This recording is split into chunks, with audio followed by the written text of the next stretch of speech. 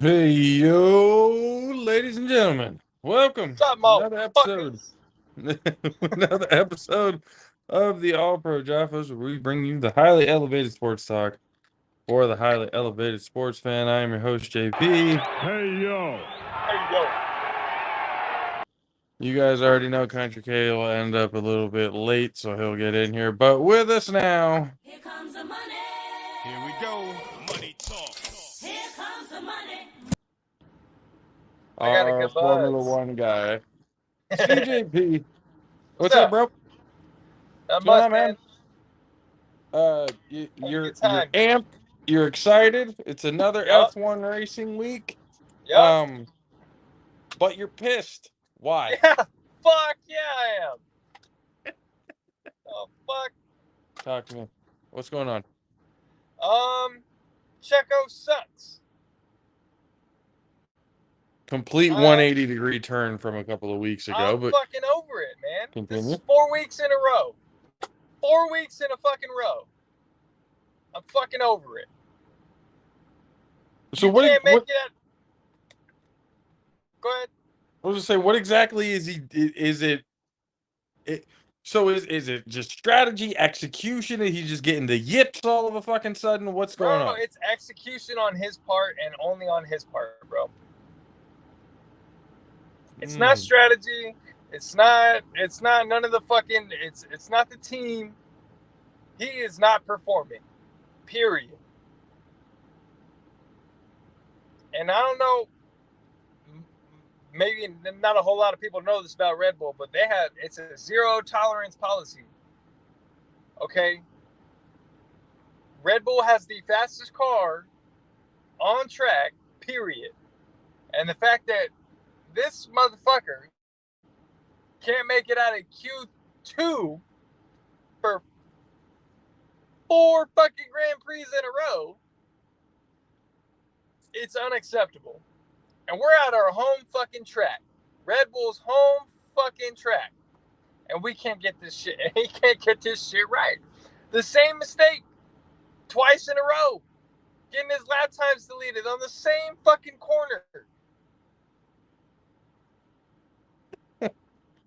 Danny Rick, So warm up, buddy. You need to start warming up. Verstappen kept pole position, even though I guess there was an investigation um that went on, but I guess so far he's kept pole. Fuck Um that investigation. yeah, but with the race happening Sunday, qualifying and stuff like that, I mean it's saying right here even Horner is frustrated with Checo um Yeah, on the most recent performances. it's every fucking right to be. So then what do you do? I'd say we give Danny Rick a shot. That's where I'm at right now. And if that means Checo loses his seat, so be Well, it. I mean, he says Checo's seat is safe, but he is frustrated. Yeah. Anytime Christian Horner says he's frustrated in 3 races, if shit hasn't improved, you're going to see a new driver. Or at least talks of a new driver. Same thing with fucking Piastri. Or not Piastri, De Vries. Because they're not performing. They've got the fastest cars on track. And he can't make it out of Q2.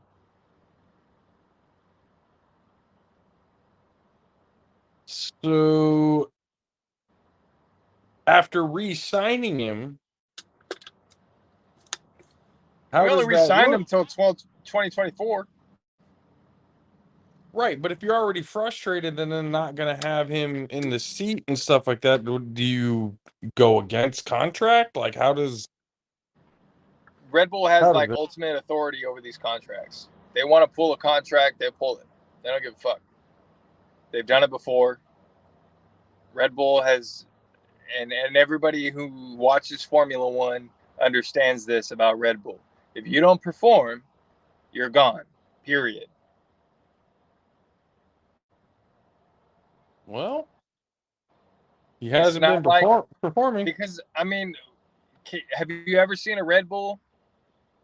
On a road? No, you've seen Mercedes. You've seen they have a completely different marketing structure.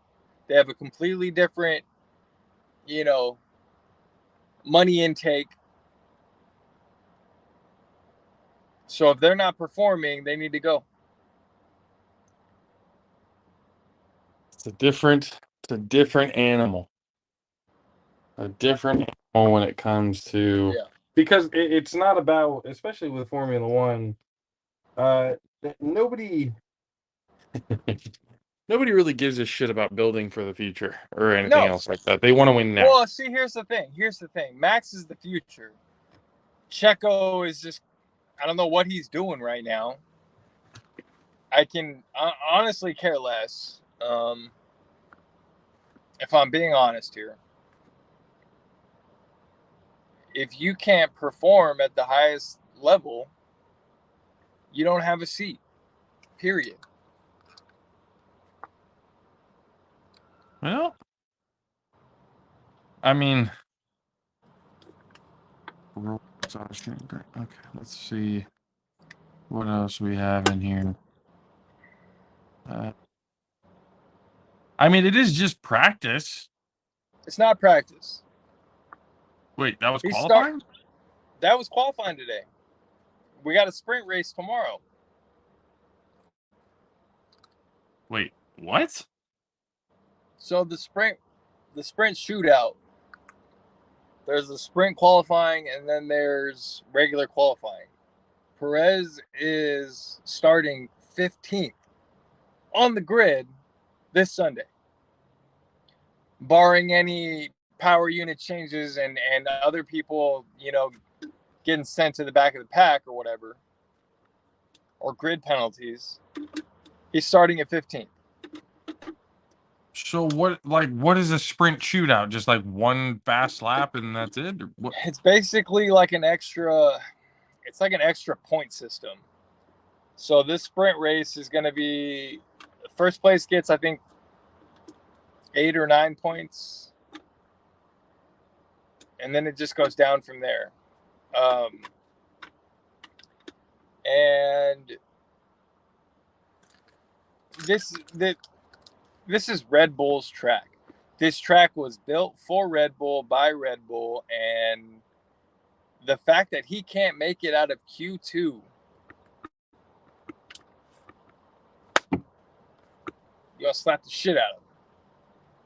That's how I feel. But again, okay, so it's another point system and everything, yes. But I'm trying to figure out like what is it? Just is it one lap? Is it like a couple of laps? Like what's the 100 kilometers. So like 62 miles. so how many laps is that? They'll probably run maybe 18 to 20 laps. So they have a sprint shootout and then a sprint. Sprint and then qualifying. the race. They have the sprint race, and then they have the race on Sunday. So this is a possible thing to get more points. This is for him to get more points. Yeah, exactly. But as far as qualifying goes, he's starting in 15th. So regardless of what happens in the sprint, he's starting in 15th. Yeah. So why what is it about this track that they have it this way? Because obviously I'm used to seeing practice day on Friday, qualifying on Saturday, race day on Sunday. Yeah. I'm not used to seeing a sprint shootout out of nowhere. Well, we saw it in Azerbaijan. Austria was the next sprint race. This is our second sprint race of the season. As far as it's really just like they're trying to bring more excitement to the sport. This is why they introduced sprint racing with the new regulations, and they're trying to market the sport in a better light because everybody kind of takes unless it's Monaco, everybody kind of takes qualifying and pretty much goes through the motion. Um, the thing about the sprints though is drivers are not they're not required to um, pit stop, right?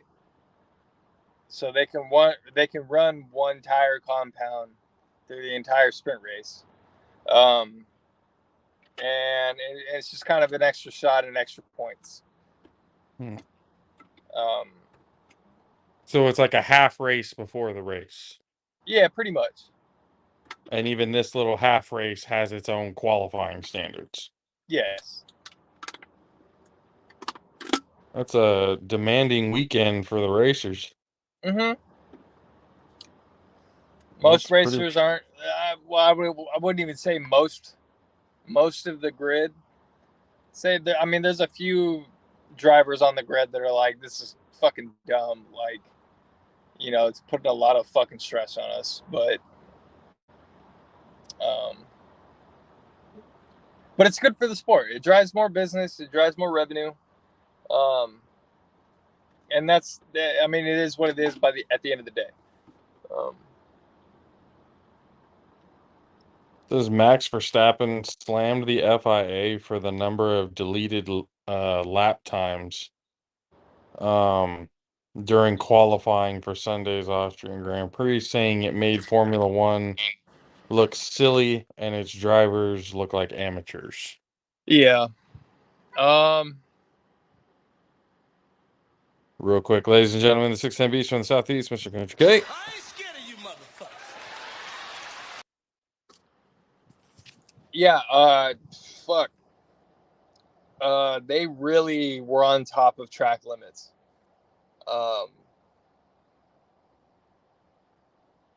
yeah, they were real strict this weekend. Because a lot of the time, they'll kind of give the benefit of the doubt, you know. But the FIA they were like, even if you were like half a centimeter off the fucking track or whatever, or whatever the tire, and that the car came off the track for half a second. But I also think that they might have changed the regulation on the where that final turn. That's where everybody got caught up and got all their lap times deleted. Um, but again, this this isn't the FIA's fault. I understand where Max is coming from because when you have that many deleted fucking lap times in a row, I remember watching it this morning, and the top six, times that they put up, within Q2 and Q3, at the beginning of Q2, at least 6 different drivers got hit with lap time deletion. Um, so yeah, I mean, I understand where Max is coming from, but at the end of the day, these guys are professionals and they need to keep it on track. Like, That's what I period. was just about to say. Well, if it's making the drivers look like amateurs, isn't that the driver's fault? You know. Like, that doesn't make any sense why you would Yeah. blame. Like, Well, how about you tell the there's drivers certain behind you there's to, yeah step it up? there's certain leniencies that they allow and everything, but yeah, it was kind of a shit show today. There was a lot of lap times that were just fucking thrown out the window or whatever it was, and little hard to watch. Just watching everybody's time get just deleted over and over and over and over again, and so you know, I mean, shit happens. it is what it is, ladies and gentlemen. Before Yeah, we keep continuing on with this conversation, you guys already know the All Pro JAFFOs. We bring you the highly elevated sports talk for the highly elevated sports fan. Myself, JP, Country K, CJP, talking Formula One. This episode helped brought to you by Groundbreaking Enterprises. A prime real estate company ready to buy your house as is. Considered selling. Call Groundbreaking Enterprises at 510-646-7891 and get your free no obligation offer now. Sell your home with Groundbreaking Enterprises. So here's the positions right now. Max, Leclerc, Sainz, Lando, Hamilton, and then Stroll, Alonso, which Alonso in 7th kind of surprised me a little bit considering how It's good he's been all weekend. Or it's not weekend, not all year. it's not what you think it is when it comes to Alonso. Alonso's maxed out all of his bonuses on his contract. He does not give a fuck anymore. He was Now he's driving just like trying to that get. just to max out his contracts. Now he just doesn't give a shit. It's not that he doesn't give Damn. a shit. He's just trying to get Lance some money up in that motherfucker. You know what I mean? If he's got to tow Lance, then he'll do it. You know, but he's already maxed out his bonuses on his contract. So, you know, and he did that a couple races ago. So it doesn't surprise me that He's taking a few races Alonso's off. kind of taking a back seat and letting Lance do his thing. As far as Ferrari, they'll fuck it up. I'll fuck it up somehow, some way. Nico Hulkenberg at 8, Pierre Gasly at 9, and Albon at 10. By the way, I don't know if you heard the news, but Ryan Reynolds claiming some stake. Him and I forget the other dude. They own Wrexham right now. They turned that. Hey, it's not the other dude. It's Rob McElhenney. Get it right. Okay, there we go. Rob McElhenney. We're gonna get that. They are now stakeholders in Alpine. So they put out social media. It's like Formula One, get ready, we're coming type of stuff. And again, they did a really, really, really, really excellent job out there with Wrexham. So it'll be They just got pretty promoted. interesting to see. They just got promoted. Yep. Congratulations to them. Um, Against all odds, honestly, they're gonna make this shit into a movie. You already fucking know that they are. Um, yeah, it's already being written right now. They should have So them partnered getting with into Audi. so now watch, they're gonna have stake in Alpine, and next thing you know, fucking Pierre Gasly or somebody's holding up a world championship. That'd be I some doubt wild it. shit. Yeah, I'm just saying they've turned around programs before. Well, I mean, That it's easy to spend money on better players. It's a hell of a lot harder to buy the best engineering on the face of the earth. It's you can't buy a win. Not in Formula One. not anymore, at least. No, not with the new regulations and um, the new fuel types, the new engines, the new all of that stuff. No. Yeah. You would have to find some of the greatest engineers of all time to even make Alpine even competitive when it comes to F1. There are way too many teams that know what they're doing, and yeah, they might have a claim in it, but at the end of the day, they're really not going to be making any decisions. They're just trying to make money. And it's probably, and it'll probably end up, being a sponsorship for Wrexham. And so, shit happens. You're gonna have Alpine on the front of their jerseys now. Yeah, probably. I wouldn't doubt it. Yeah, definitely wouldn't doubt it.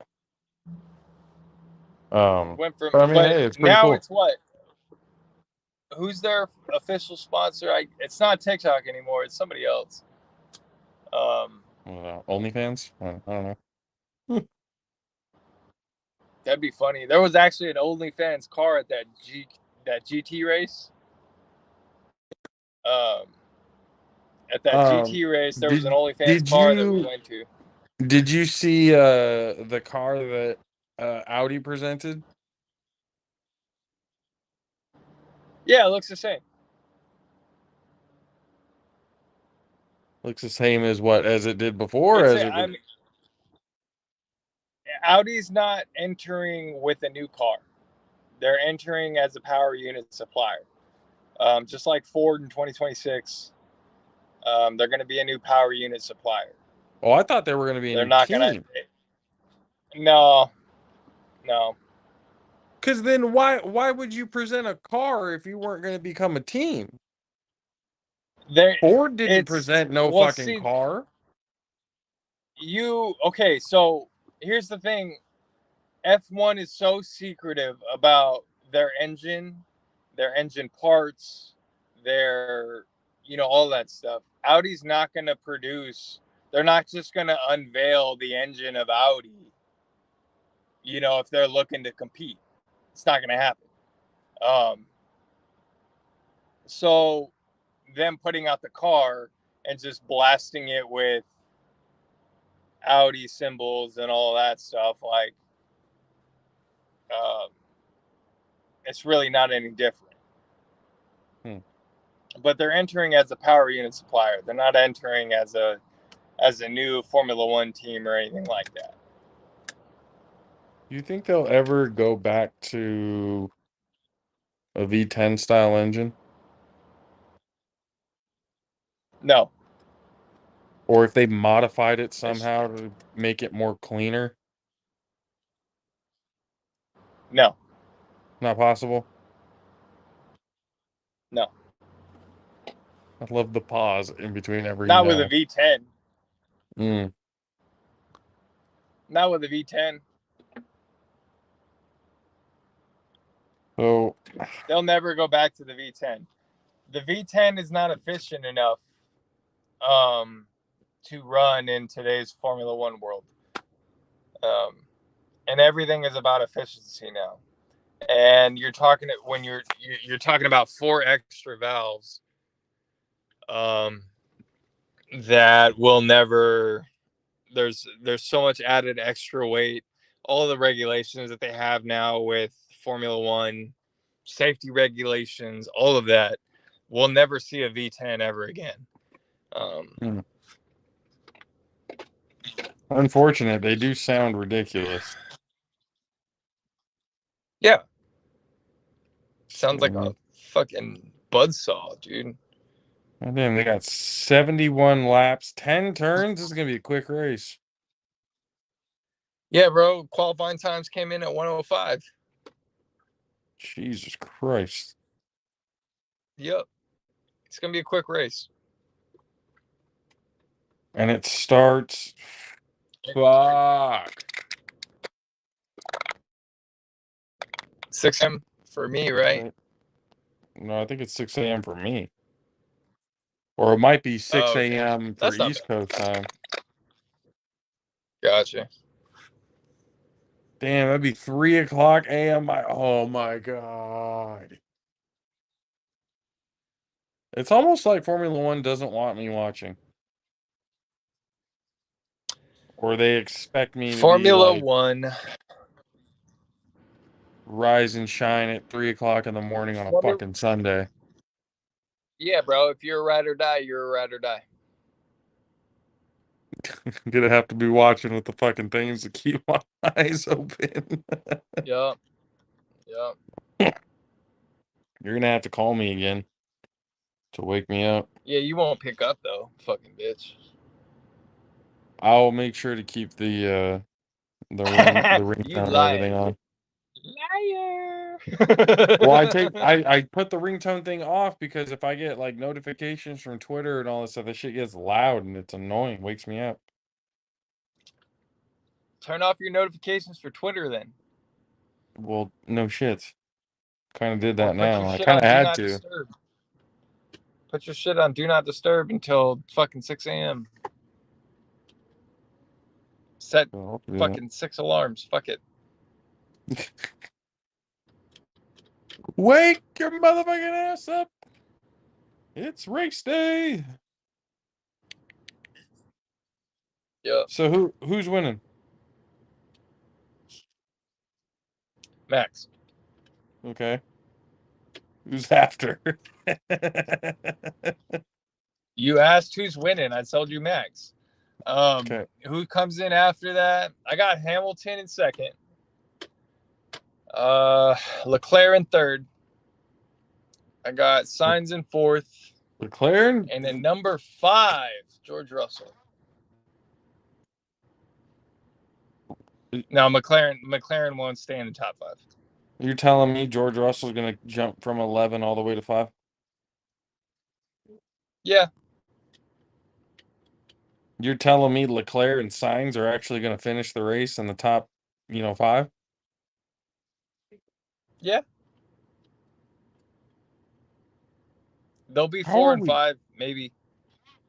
how are we clear on that? Because again, the talent of the racers, obviously that's there. But the strategy still has not improved with them.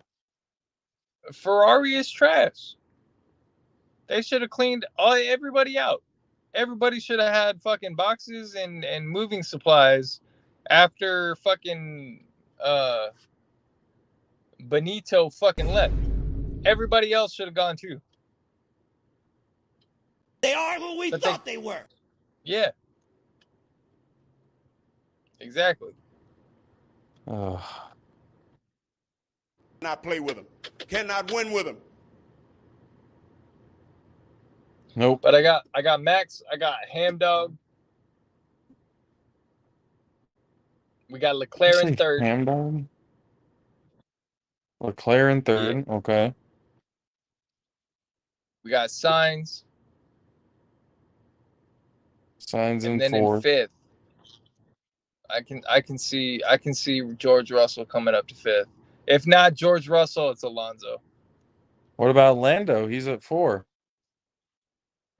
Lando will get past like a sorority girl at a frat party.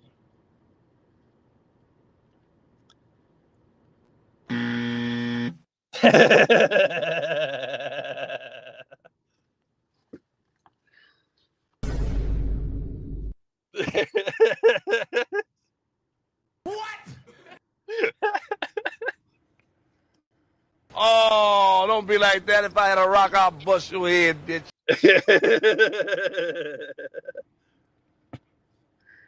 You got one more for me?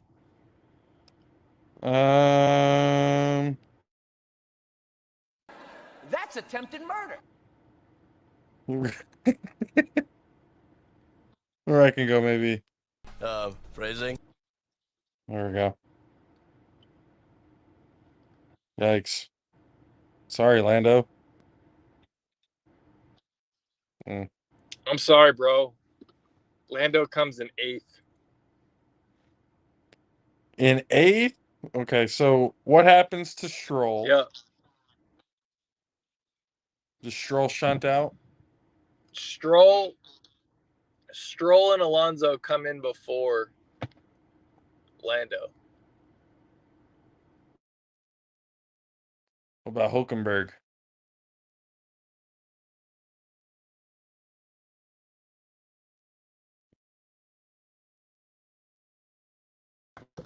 Oh, Yeah, there we go. there you go. What about Hulkenberg?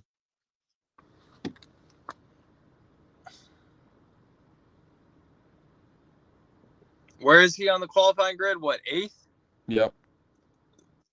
Hulkenberg comes in 11th. Gasly? Gasly comes in 9th. So he just stays in 9th. Yep. And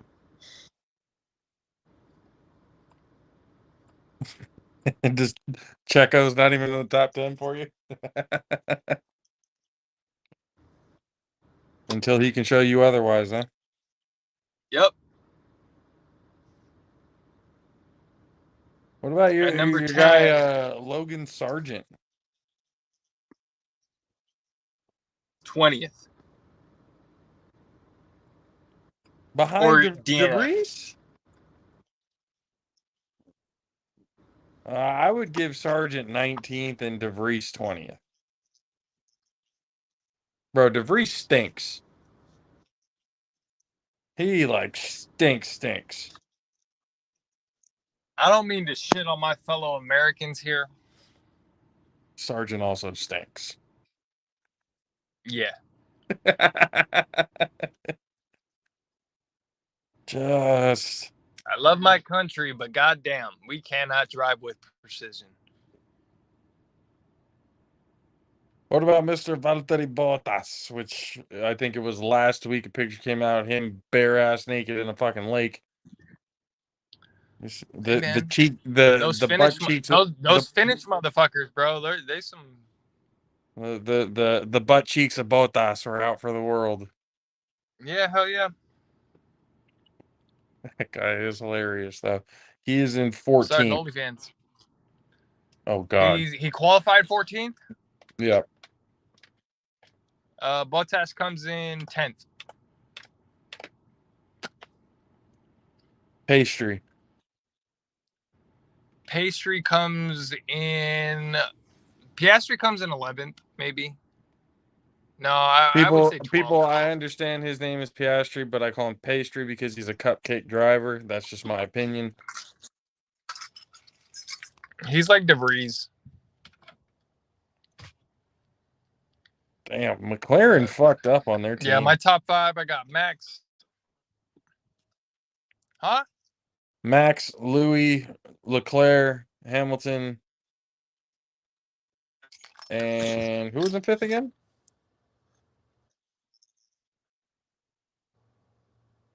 Who'd you have coming in 5th? Alonso? Sainz and George Russell. Russell at 5. All right. Well, If we'll see anything, Perez comes in 6th. think so. I mean, what if he shunts? But yeah. If he shunts, is it like over? Who? Perez. If he shunts,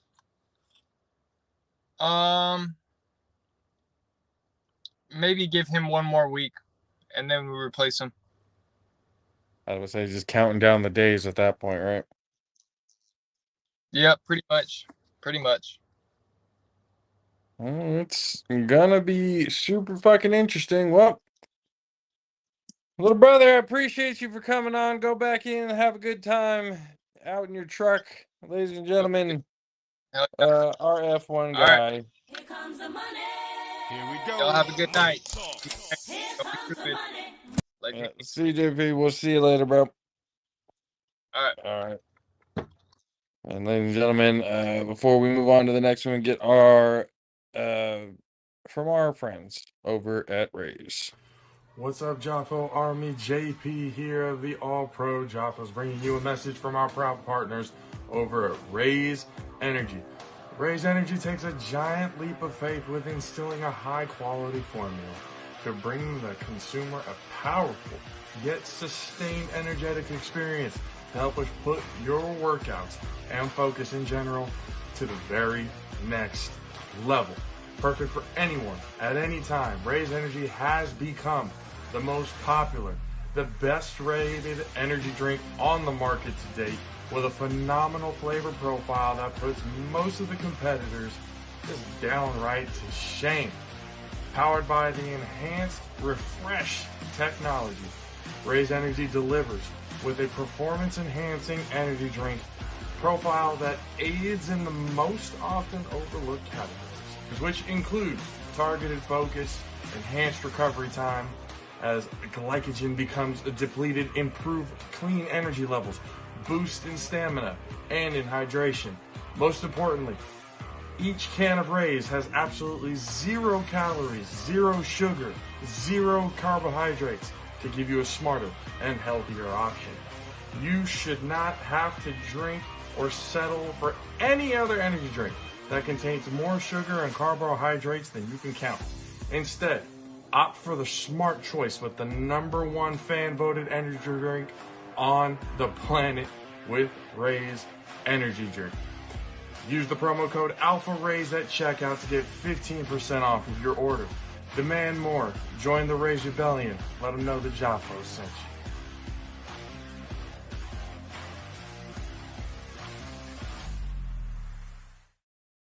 you. Yes, yes, ladies and gentlemen. And now coming back from break. You guys don't know him yet, but you will. He's from the other side of the ball. Finally, we got one of the guys from that podcast to be able to come on to the show and talk some shit. Ladies and gentlemen, please welcome.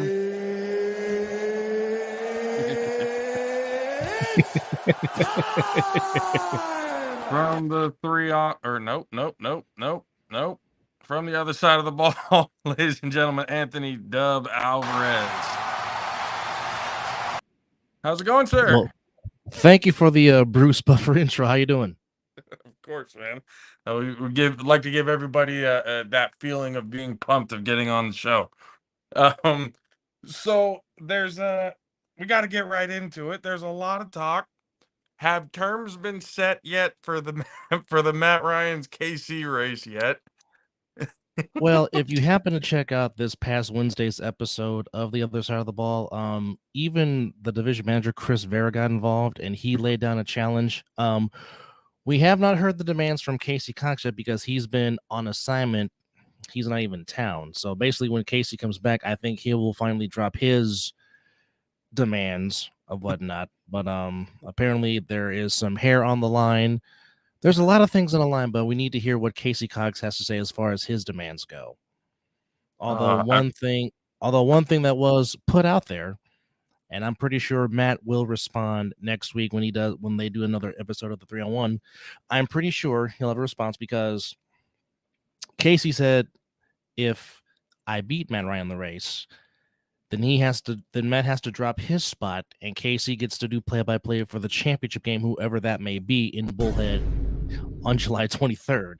So if this was wrestling, this would be the perfect heel face storyline going on right now because there's a lot of back and forth. Oh, for sure. When that came up, because I was watching the show, but then I had to come off because we were doing ours and everything else like that.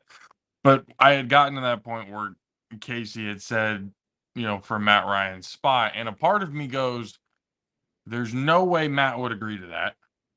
Or at least I don't think there's any way Matt would agree to that.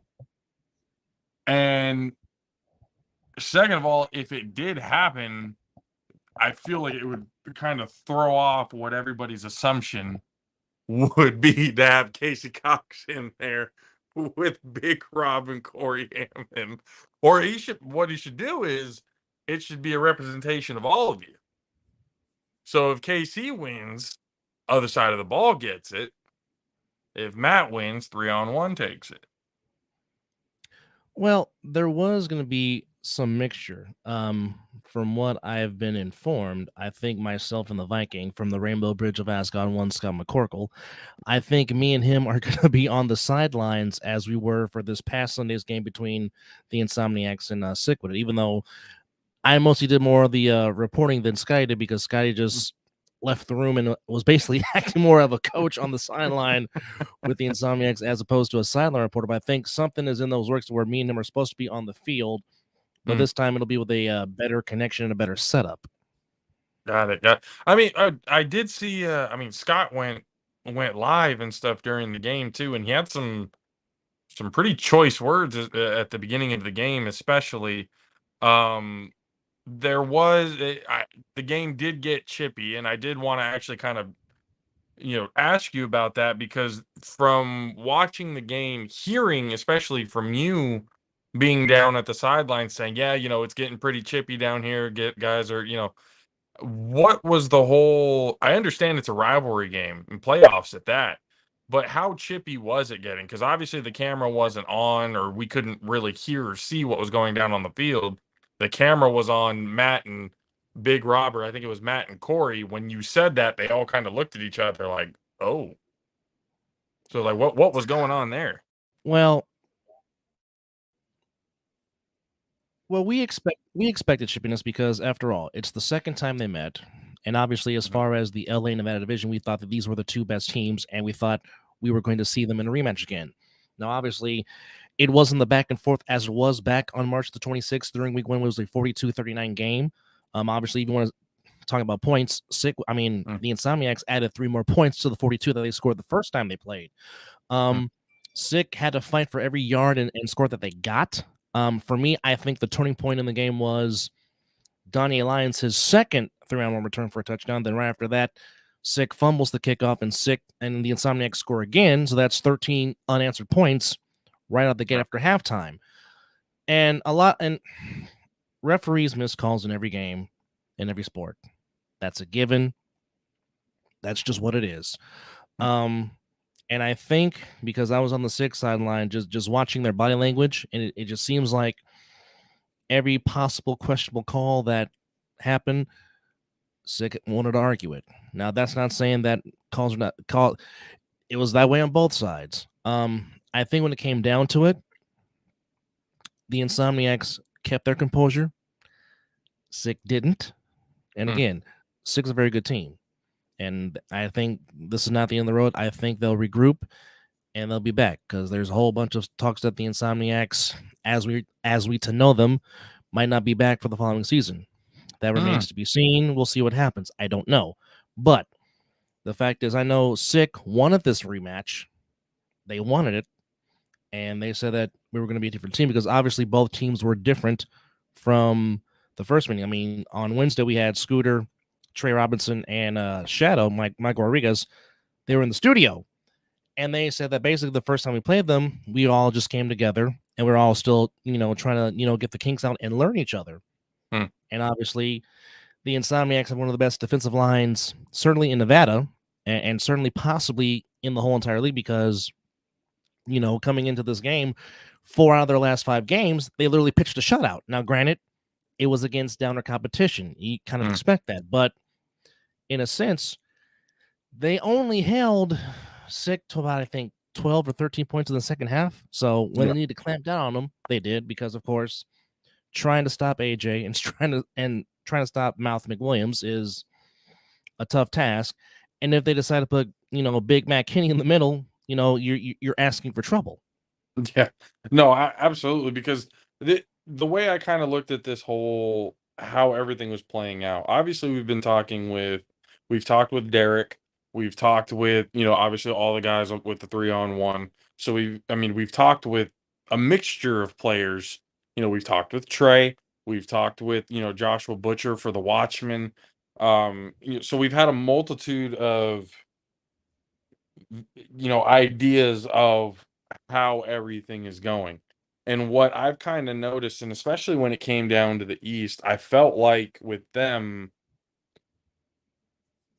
obviously at the beginning of the year, the standard was BIC, everyone was looking at the East going, and even guys in Vegas and stuff like that, Derek being one of them, and he's fully admitted it, didn't think Vegas was just ready or not ready for him just yet. But as the season goes on, you start to kind of see Vegas turning into something. Yeah, there were still some questions, but it started actually turning into something going, okay, maybe they do have the talent and everything to be able to hang with the guys from the East. And then we talked with Big Rob, I want to say about 2 weeks ago. And we asked, and this was before, this was just before BIC and the U, took on each other in that classic. So or was that week 3? 2. Okay. 2. Okay. So he and I asked him, because I asked everybody, when it comes to travel, going to the conference championship game and then having to travel if you make it all the way down to the national championship game, how well are you guys going to travel? And Rob kind of surprised me because I also asked him, if Vegas somehow pulls it off and wins the national title, that one puts Vegas ahead of every expectation that they originally had, and it kind of tells Jersey, hey, we're here already. There, but then he goes into they're not really thinking about it because the travel and it. They're thinking guys aren't going to be able to make it. So if they were to win, we're a full schedule or full squad of guys. That's one thing, but kind of making the excuse of there's probably not going to be a lot of guys there. But now they didn't even get the opportunity to travel. They didn't have the opportunity now to go travel to Ohio or to even come down here to even kind of make that statement. So I kind of felt like might have kicked yourself in the ass a little too soon there, counting the chickens before they hatch type of thing. But now you guys are in a situation where I know there were some people in Vegas who were surprised when the BIC went down. Confidence Oh actually yeah, rose a it little was it bit was from what I've seen as well. well, as I said on one episode, I said the foundation and the pillars of the league was founded on the rivalry that is the U and BIC. There's no question about that. And then I said I was hoping that the Insomniacs and Sick can be that same type of rivalry here on the West Coast and be the pillar and the foundation of that. Now, again, that remains to be seen considering what might happen to the Insomniacs as we know them when this is all said and done. But I mean, for BIC to go down, which they were the defending champions, of course, as Ric Flair said, to beat the man, you got to beat the man, Right. and certainly the U did that and did that twice. And then, but you also have to give the Watchmen credit because they beat the U twice. Because sometimes, and this happens in sports all the time, sometimes there's just teams that you don't match up well against, and it just Right. seemed like the U, given how they like to play, was just a bad matchup for the Watchmen because, if you watch the U play, the U likes to utilize time of possession. Yep. They use the clock as their ally, which, of course, the 2 times they beat BIC this season came down to the last play. So when your game plan is, taken away and you can't adjust, and the fact that the Watchmen could stretch the field, which they did in the last playoff game, to which they completely shut out the U because it was tied 13-13 at the half, and then Baltimore just outscores them 20-0, and they end up winning by 20. So, I mean, the Watchmen are good. They're very sound tackly. They were very good on 3-on-1 coverage, which is something the Insomniacs are very good with the 3-on-1 return because we really haven't seen Trey Robinson on the 3-on-1 as much as you can. And then, of course, Donnie A. Lyons, who's just now another force that you can use on the 3-on-1. So, I mean, those two alone can get, as it was said, Trey scores on more than half the times he touched the ball because he's just that dynamic. Yeah, And he he's hasn't pretty even wild. hasn't even been utilized yet. And not to mention, I guarantee.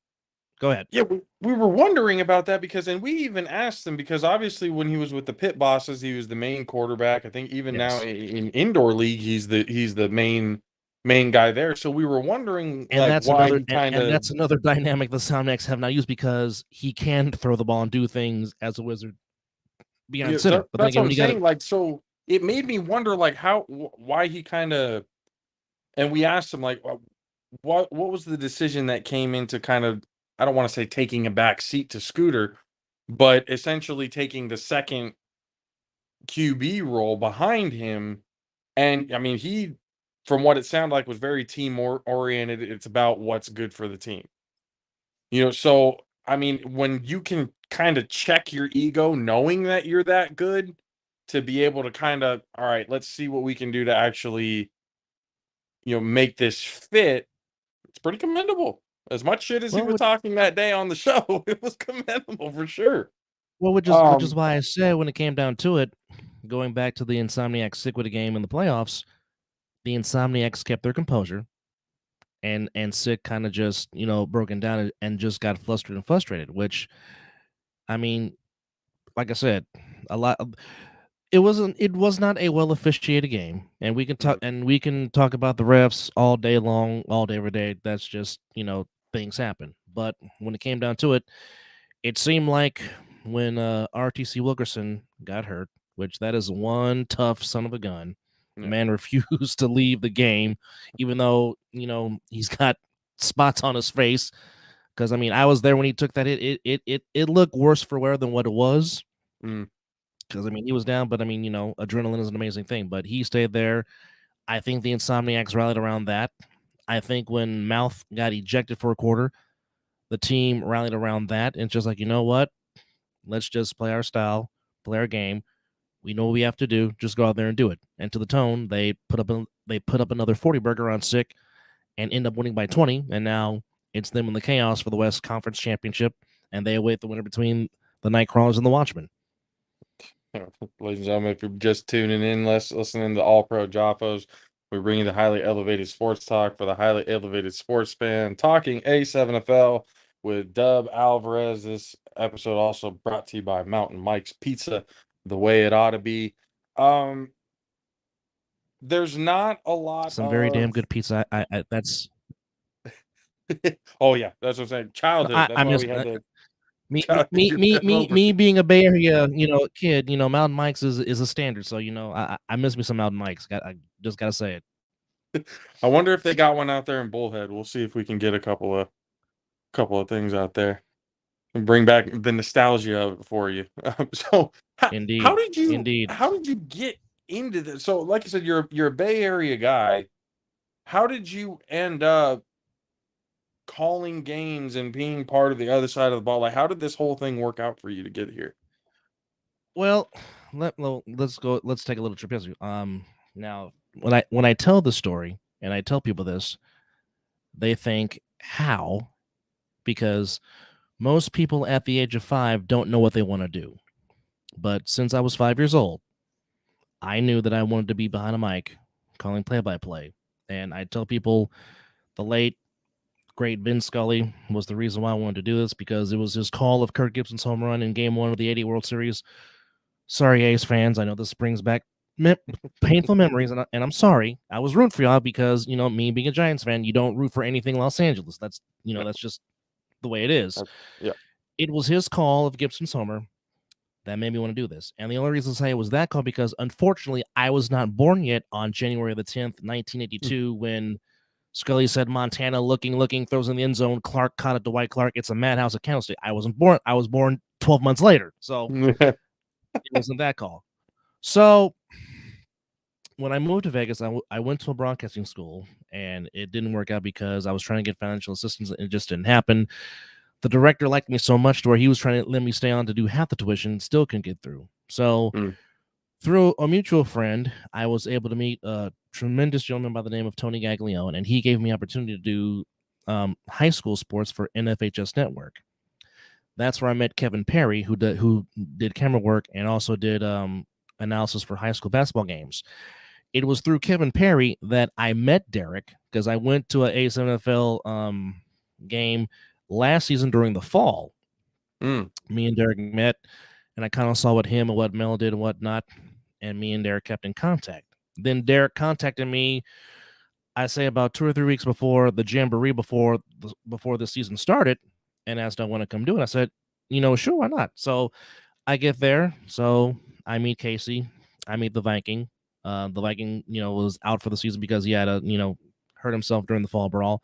So they welcomed me in, and I got to learn this different brand of football that, it's pretty much what we played at recess when we was in school, and also playing in the backyard. So it's the football that we grew up playing, not necessarily that being in pads, but they've welcomed me in, and they've accepted me, and they've, I've feed off them, they feed off me. So, I've just been fortunate. It's been a blessing because, like I said, this is what I wanted to do since I was 5, and, whatever I can do to, let people know, hey, there is no age limit. Most people think, well, I need to have this by this, or by the grace of God, I'm 40 years old, but I'm, doesn't matter. It's never too late to go out there and strive for your goals and strive for your dreams. I'm just telling you, if you have a dream, you have a goal, anything is possible. Just don't give up. Stick to it. Stick to your core. You know who you are. Stick to your motives. Stick to your beliefs. Things will work out for the good. That's what we were hoping here, because that was kind of like the same. That's kind of the same idea of how we got this going. Me and Kay played with each other in college. I tore up my knee. I knew that I wanted to stay around the game of football somehow, some way. Got involved with the broadcasting and journalism class there at the school. Ended up calling games for the college and everything. So it ended up turning out into some learning kind of how the radio aspect worked. Really intrigued me. and I was one of those guys. I used to KMBR 680 as a Bay Area guy. You know Of about them, course. hearing them Of all the course. time. Yes. So that was something that I was like, that'd be really cool if I'm not making it to the pros, I would love to be able to call games, talk sports, something like to that capacity. So that's kind of where this whole thing came from. And we've been lucky enough. We've been doing this for about 3 years now, a little over 3 years, and we've had the blessing to be able to work with the A7FL, talking with everybody. We're going to be down there with you guys during that weekend, so that's going to be, I was talking to Matt, going, the amount of content and hilarious, ridiculous shit that's probably going to happen that weekend is is, I is don't doubt it. I insane. don't doubt it. It Yeah, it, it, so it definitely will be a weekend to remember for sure. No question about that. I mean, with all the events and everything that's going on too, there's no shortage of things to do that entire weekend. So it's gonna be hilarious. But getting to like the conference championship before that, Insomniacs with the chaos. So I can't say we're not one of them because Kay has very strong feelings about Ohio. You can go back to a couple of episodes and find that out. Um, really, nobody's giving the chaos a chance here, and I'm wondering. I feel like Corey might be the only one who kind of, maybe out of pity, is giving them a chance. But I'm wondering, do you have any sort of feelings about the chaos, or do you kind of see it the way everybody else sees it? This might be a walk in the park for the Insomniacs. Well, it's hard to gauge when you only have 2 games on film to Mhm. gauge them on. Um, Realistically, they should have not struggled like they did with the heist. It should have not gone at overtime. But then again, credit to the heist for giving them their best shot and giving them everything they got. Because I mean, sometimes that just happens. As Yeah. playing on the Green Rider, any given Sunday or Saturday or the day of the week you play the game, anything could possibly happen. Um, with that said, I know Scooter feels a lot confident about it because he thinks they can do what they do. But I think in the Insomniacs case, I think they will not get too confident or overconfident. I think they will treat this like a business trip, Mm. because they have one goal, one mindset, that is they want the bag, they want the national championship. That's why they came together, because they wanted to go win and they wanted to bring a championship to the West Coast. And of course, with that said, BIC has the only perfect season in league history, Mm. and the Insomniacs are trying to top that.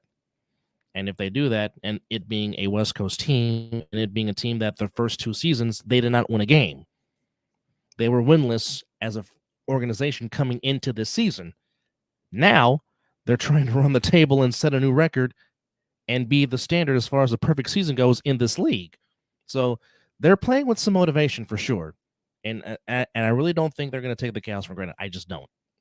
No, I mean, But I don't again, see like with that taking for said, the granted chaos, for them themselves. I'm their saying like defense is everybody stingy. else kind of sees it as like one, like you said, the chaos doesn't have a whole lot on film, and they've only played 3 teams, two, 3 teams the entire time. One of them, being the heist, and the other one being the team that.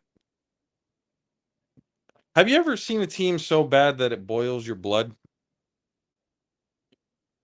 That when you watch them, that you All the get angry. time. You ever have it? But yeah, well, I mean, well, for example, this season when we've done games involving the Las Vegas Gold, it's like they will build some momentum and then they will shoot themselves in the foot, and it's just like you just want them to just finish a drive to give your team some confidence, and that's even like that professionally, because you're just like, okay, there's talent on this team. Why is it not coming together? What's missing? What's the element that they need to put that team over the top? And that's just in any sport. I mean, I mean, for example, I mean, how many times have the A's developed players and don't want to keep them, and then they got to start over again and recycle, which leads us to why they Over might and be over. possibly moving out here to Vegas. Stuff like that. Yeah, that whole situation there is just is ridiculous. But I mean, so now in the Vegas division, as you guys look east to looking at who could possibly be the opponent in the national championship game. Obviously, the U's not in it. The BIC is not in it. This is the first time in a long time that New Jersey is not going to Yeah. be representing Yes. Which is in rare not to just the say. national championship, but the conference championship. Yeah, Like it's rare. It's rare. It's unique. Some would say it's historic. But like I said on the other side of the ball, I wanted to give the U their props because the U at least got to the championship game 4 consecutive seasons. Yeah. And and again, it's like doesn't matter if you win or lose, just the fact that you get there 4 consecutive years is impressive. Like we always, you know, put shade on the Bills of the 90s, but the fact is you can never take the way that they got there 4 consecutive years. Yeah. Yeah. Other Exactly. team in NFL history can say they've played in 4 consecutive Super Bowls. I And mean, unfortunately, they ran into the NFC East, the Giants, the former Redskins, and the Cowboys twice. But it shouldn't take away from the accomplishment. I mean, yes, we only remember the winners, not the losers. But sometimes the accomplishment of getting there sometimes does have its own merit. yeah, I looked at it, especially this one at the beginning of the season, especially when we found out there's two conferences. It's coming up like the A7FL's first Super Bowl. It's like, holy crap, this is a historic moment for the league. This is going to be huge. And then midway through the season, we're going, oh man, like how crazy it's going to be. We're going to see a New Jersey team representing national title versus Vegas, and that's going to be. And then you actually get going, and then it's okay. Well, the BIC's out now. Oh, okay. Well, that changes the landscape dramatically. Oh crap, the U's out. So you're telling me we're gonna have our first national championship without the founders of the league, and that's a little wild to me. That, and Yeah, I don't yeah. know if I mean, go ahead.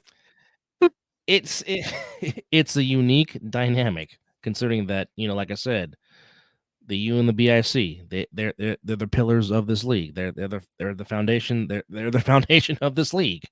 They're the standard without question. So it's certainly going to be different. The fact that it's either going to be a team from Baltimore or a team from Tampa representing the East.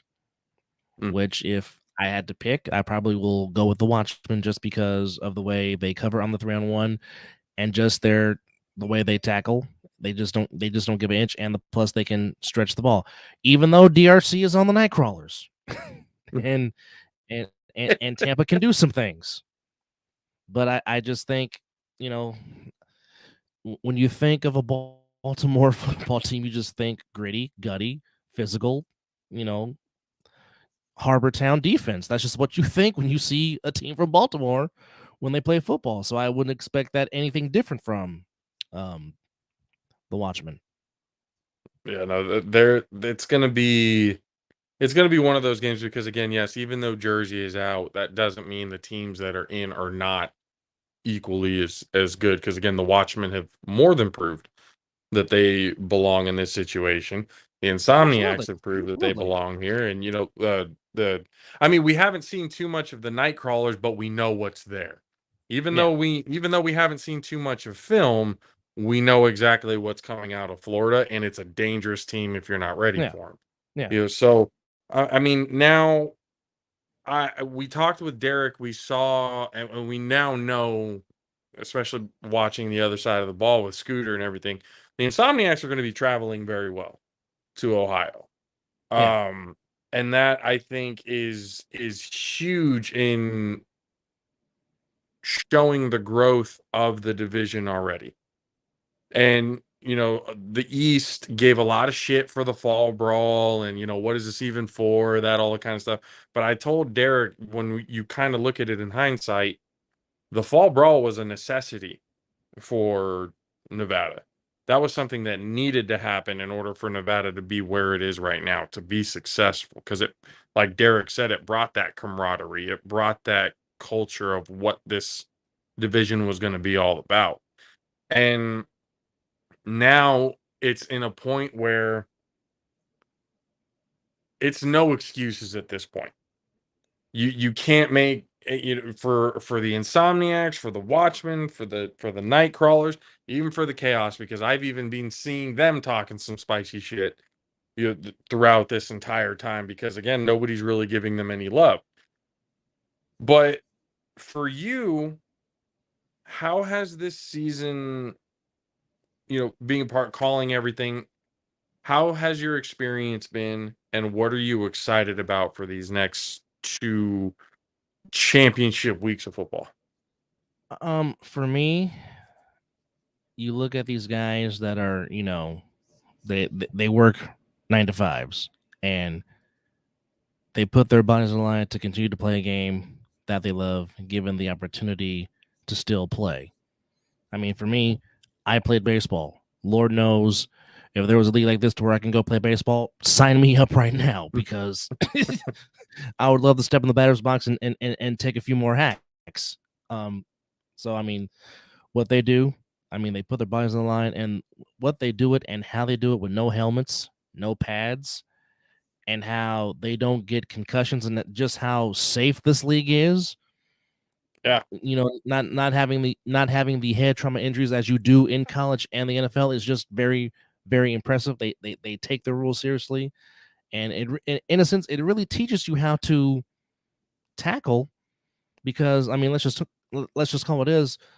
Tackling in football, with the pads on anyway, has become a lost art. It really Right. has. People don't know how to wrap right. They don't know how to angle right. Things like that. Just watching these athletes, I mean, watching Iquan from the Krypton, or watching Savion Cunningham from OTT, or watching Lavish before his unfortunate injury with sick, and Danye with the way he returns. Just these guys and their athleticism is just something to marvel, something to behold. I mean, watching Big Mac Kenny pancake somebody, not even wearing his shoes on the field, I'm like, that's grown man country strength. to do that without your shoes, and then seeing RTC pretty much jog 95 yards for a touchdown, not even running full speed. I'm just like, how, and I'm, watching this as I'm calling. I'm like, how are these guys doing it? So, me as a fan and working as a commentator, I'm just awed and just amazed at how athletic these guys are. I mean, they're playing to the gifts of their God-given ability, and it's just, for them just to see the passion that they have for it, and just how they're out there enjoying it and having fun. And obviously, at the end of the day, you want to win, because I've seen players come to the booth to say hello, and some of them be wearing their rings that they won. It's all about, they want to get the bag and they want to get that ring, because that ring symbolizes you're a champion forever. So I totally get it. And especially what it means for the league and stuff now, where it's at. I feel like it's a big thing, and I've asked every, at least, player that we've talked to, if they didn't make it, if they would still end up going to the game in support of the league and everything else like that, of where it's come. Because again, without those guys out on the field putting their bodies on the line every Sunday, the league isn't where it's at. So this is something I feel like everyone should be, regardless of what your record was, regardless of where you ended up at the end of the season, take pride in what they've built, to basically have everybody come together, whether they've made it or not, to enjoy the game and crown the first national champion. I feel like that would be huge. Well, I'll say it like this: when you have a former NFL head coach and a former NFL lineman slash tight end, when you have Mike Tice that's gonna give his time and do this combine during championship weekend, that's just saying people are noticing you. Yeah. I mean, when Mr. Ojeda came by during one weekend, came in the booth with Casey and myself, who was doing scouts for the hula bowl and whatnot, he was impressed by the way these athletes do it themselves. So I mean, I'm just saying, you have a shot. There's going to be scouts from the NFL, AFL, XFL, USFL. Okay, it's all about dreams. I mean, Jim Nantz talked about this in the NCAA title game. He, it's a dream. You still have that shot. I mean, heck, right now, I was just reading an article about a 36-year-old rookie kicker kicking in the CFL for the Edmonton Elks. So I'm just, it's possible. Like I said, stop putting an age limit on yourself. Even if you got there and you play for maybe a season, but you got there, and nobody can ever take that from you because you can say, I made it. Even if it's just getting on a practice squad, you'd be like, you know what? I was that close. I've experienced it. What would it be like to play in front of 70,000 people? That probably would be the ultimate for some people. But I'm just saying, there's a chat. There's a sign up. Go be a part of the combine. Let Mike Tyson come out there and see you. And if a scout happens to see you, by all means, go for it. You've got nothing to lose and everything to gain. Absolutely, I mean, 100%. And that would be that would be my mindset going into the combine. That's just what I would think. no, for sure, because again, it's an opportunity, and you're not gonna. You can go and say, well, oh, if I would have done this, if I would have done that, well, pull the trigger and do it. If you make it, you do. If you don't, you don't. At least you can say you tried. So just get out there and try to do it. The signups are done on the 10th. So everybody has till July 10th to sign up and get into that combine. And with that fee at the combine, you're also basically paying for your weekend pass for all the events during a 7FL championship weekend. Anthony, Mr. Dub Alvarez, I really appreciate the hell out of you for coming on, sir. It and giving time. And we need to, like we tell everybody, anytime you want to come on, have a good time, talk, whatever, by all means, doors always open, my friend. Oh, thank you for the invite. Greatly appreciate it. Love to do it again. Absolutely. From the other side of the ball, ladies and gentlemen, from the A7FL Nevada, please give it up for Anthony Dub Alvarez. Appreciate you. Thank you for having me. Absolutely. Absolutely.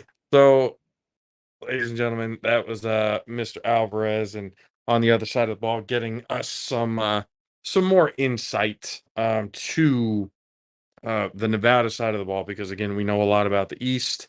We will want to learn more about the West. So we appreciate, his insight and everything like that. Can't wait to see him and the rest of the guys out there in Bullhead City, Arizona for that weekend. There's a whole lot of shit that's going to be done. We're going to be getting there Thursday so that we can enjoy everything Friday, Saturday, Sunday, and so on and so forth. So we appreciate that. Kay, before we move on to the next subject, do you happen to have the Popple ad ready to go?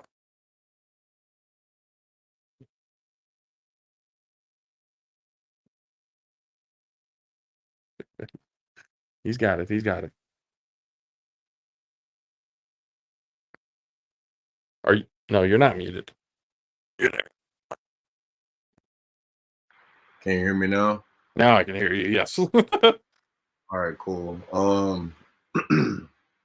Yeah, I was trying to test out these new headphones. Like when Anthony was on, I said what's up to everybody when I first actually got back on because my phone died, and I guess he didn't hear me. So so I let you guys go. You know what I mean? So I was just like, I'll bump it. I ain't even gonna mess up the flow.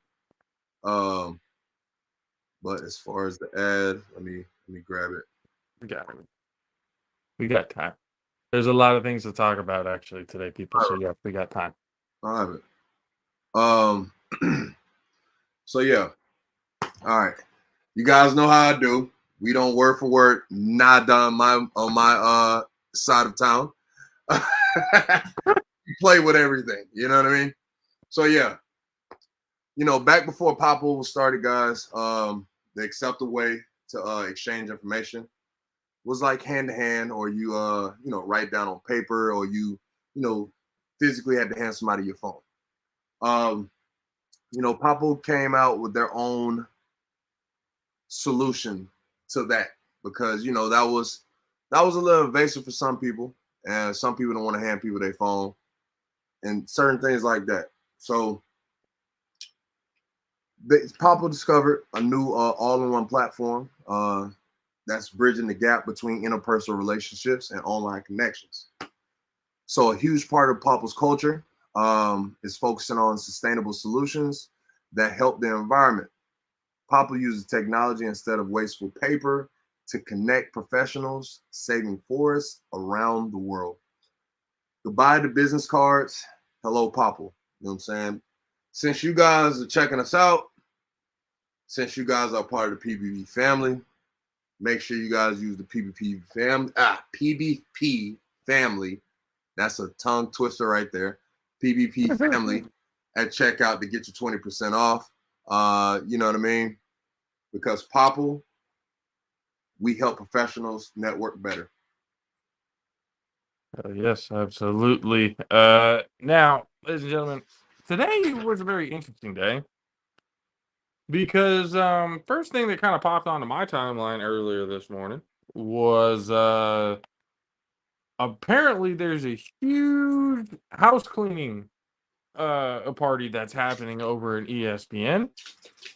Oh, no. Max Kellerman was released this morning.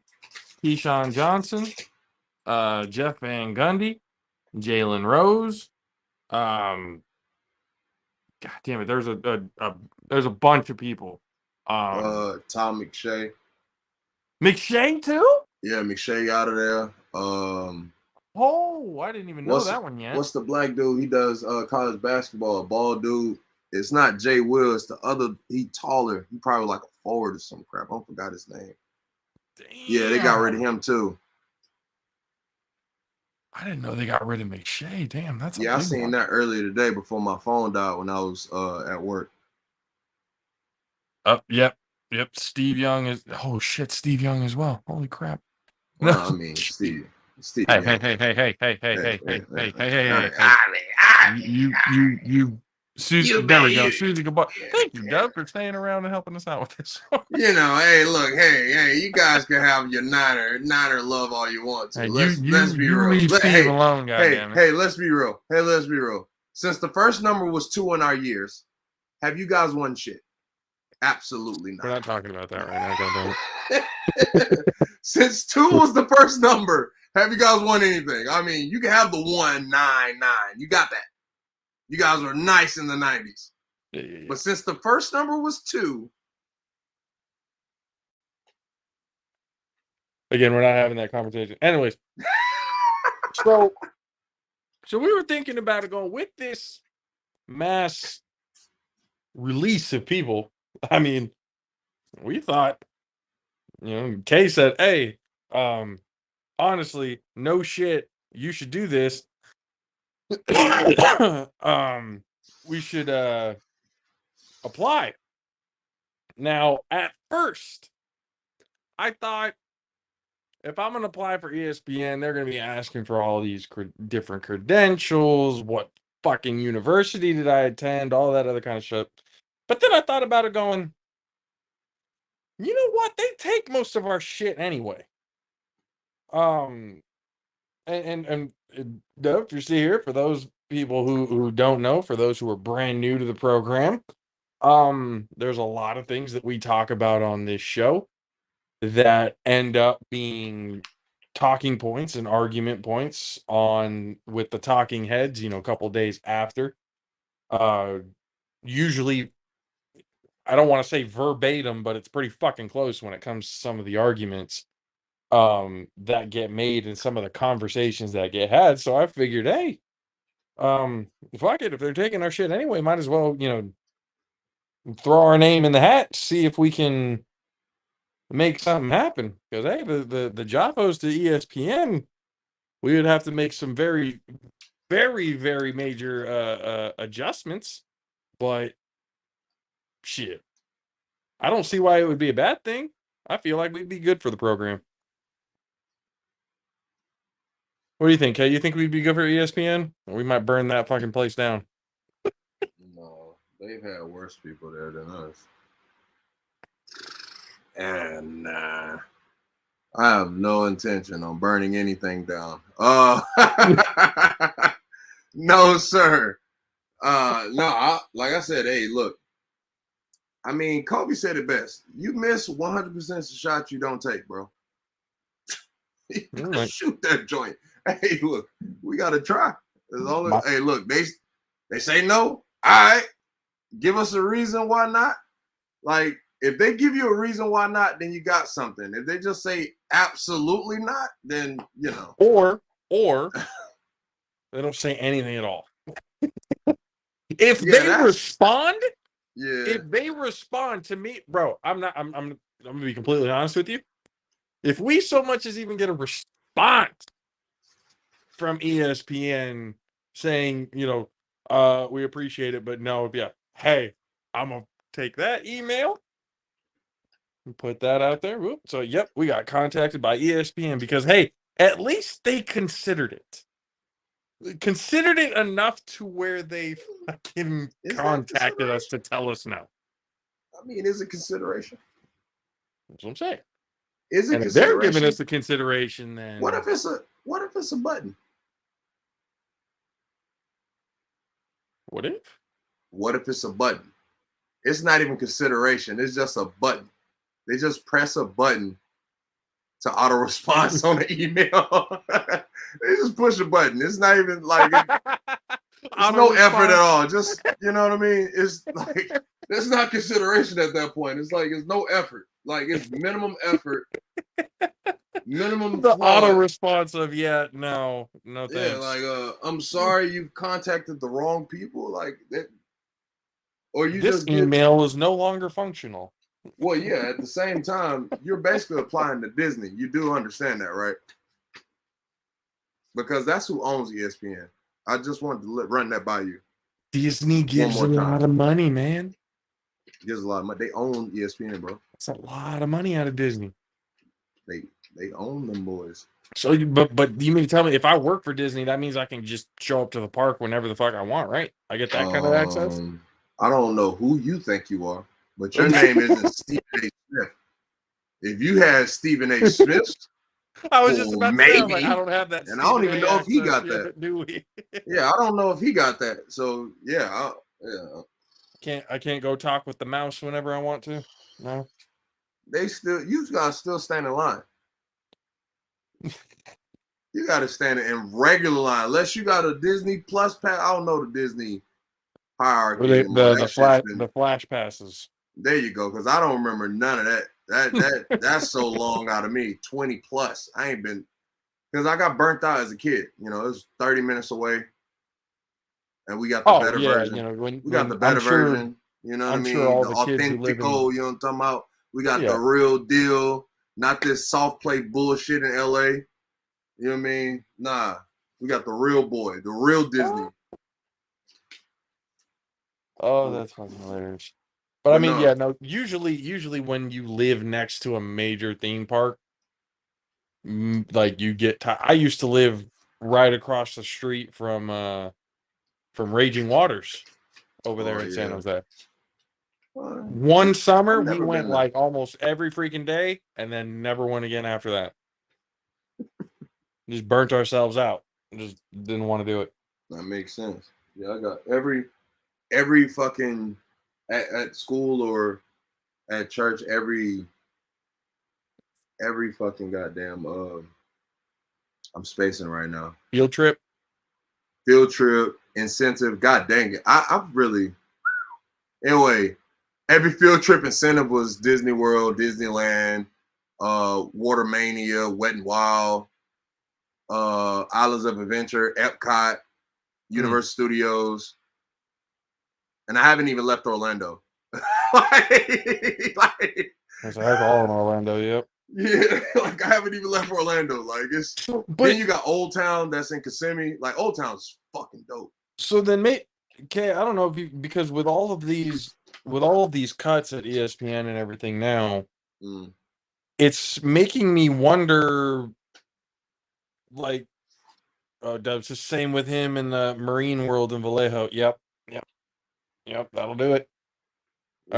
So saying if you live within a 10-mile radius of an amusement park, you're probably over that amusement park right now. But with ESPN, like with all these cuts, I'm trying to figure out because I mean, maybe I've just been looking in the wrong places or what, but I haven't seen the reasons really behind it yet. Because at first we saw Max Kellerman was gone. Or Jeff Van Gundy was gone, and then Max Kellerman was gone, and then we started looking, like, you and I were talking about it going, And Jalen Rose, there's a bunch of people started getting up out of there. yeah, so we were trying to figure out what is the reason behind all of these cuts. Are they just, they're trying to, I mean, some of these people have been with ESPN for, a decade and a half. Yeah. So it's kind of like, LaFonso Ellis was the NCAA basketball guy you were trying to mention there. See, I knew I wasn't tripping. Thank you. But it's like, we're talking about well-known faces, like people who have been established for a while. So it comes as a surprise. It's like, are they trying to revamp? Are they saving money because the new Avengers movies that are coming up in a few years are way too fucking expensive? Did they pay too much for Pat McAfee's contract? What the hell is going on to where they're getting rid of all of these faces? Now, I'm not gonna lie to you. When they said Keyshawn Johnson was gone, I was like, about goddamn time. I'm not gonna lie to you. Hey, Keyshawn Johnson got fired for Ant-Man 3. Yo, you wild. You wild, bro. You wild as hell. Hey, look, Paul Rudd. Yo, my boy. Paul Rudd got Keyshawn's check. Paul got...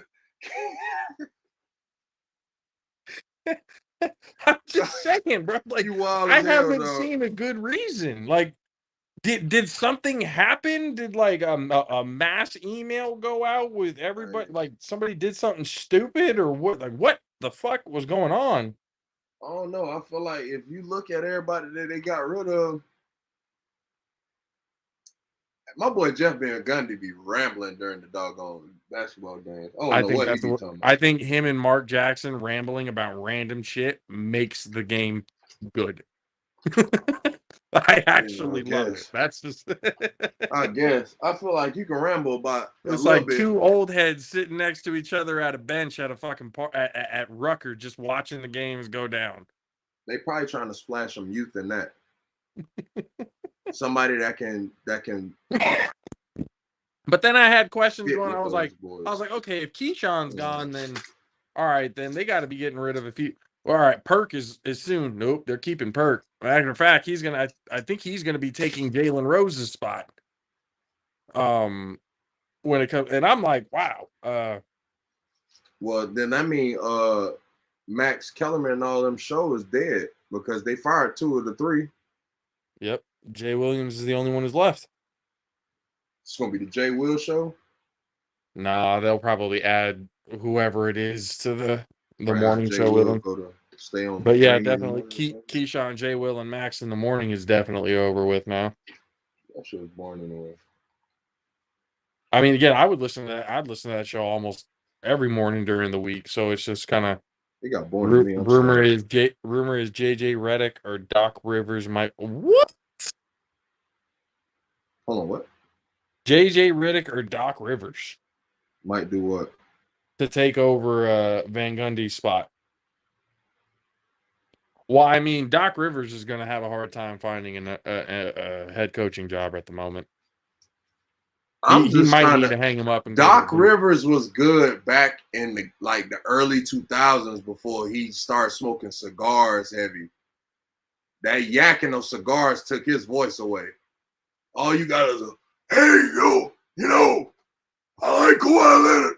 He played good defense. Like, I'm not trying to hear that from Doc Rivers off for 48 fucking minutes. Just put Jesse James Redick in that motherfucker. Let's go. like, come on. He gonna try to give you some basketball nuance, say some big ass Duke words, and then Just put him in there. If that's the top, that's your two choices, then just go ahead and put Jesse in there. Oh, I just read right now. Apparently, there's a right when we start talking about it. Look at they're fucking watching. They're listening. Right now. Right when we start talking about it, who could be possible, replacements and stuff. They got fucking They're talking about guys like Orlovsky. Dan Orlovsky, Yep. the quarterback, to Yep. replace who on basketball? Dan Orlovsky he's gonna take the football side. He's probably gonna take Keyshawn's side. Oh, I'm cool with that. Who's gonna take Max's side though? I mean, That's what I'm saying. But even then, I was like Orlovsky. I was like, he has just as many dumbass takes as fucking Keyshawn had. It's not that much of an upgrade.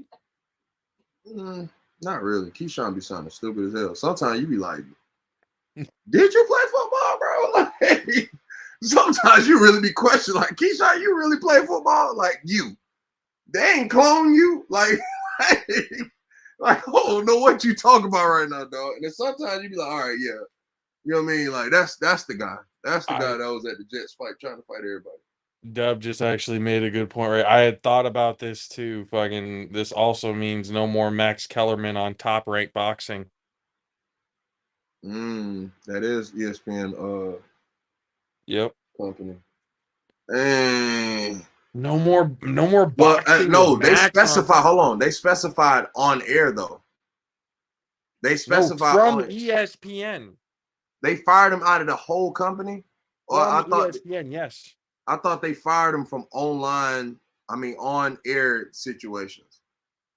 All right, Well, that's the only thing that he does. No, I'm saying that. I mean, it kind of specifies into situations because on air means live. That top rate boxing isn't that pre-recorded, and it comes out of this special night, or is it live every show? If he's doing boxing, then that's mostly live. Most of those events and everything are live. All of the stuff that he does in the morning and stuff are mostly live. Oh, that shit. I don't know. I thought that From what I saw, it's completely like he's out of ESPN. He's no longer an ESPN employee anymore. Man, look. So yeah, like the boxing coverage, all that stuff. Because I mean, we've talked about it. We've talked about it here. Max Kellerman, the boxing knowledge that he has is like. You better start rapping again. Like. Oh shit. Hey Max, you better get back in the booth, boy. I don't know what you got going right now.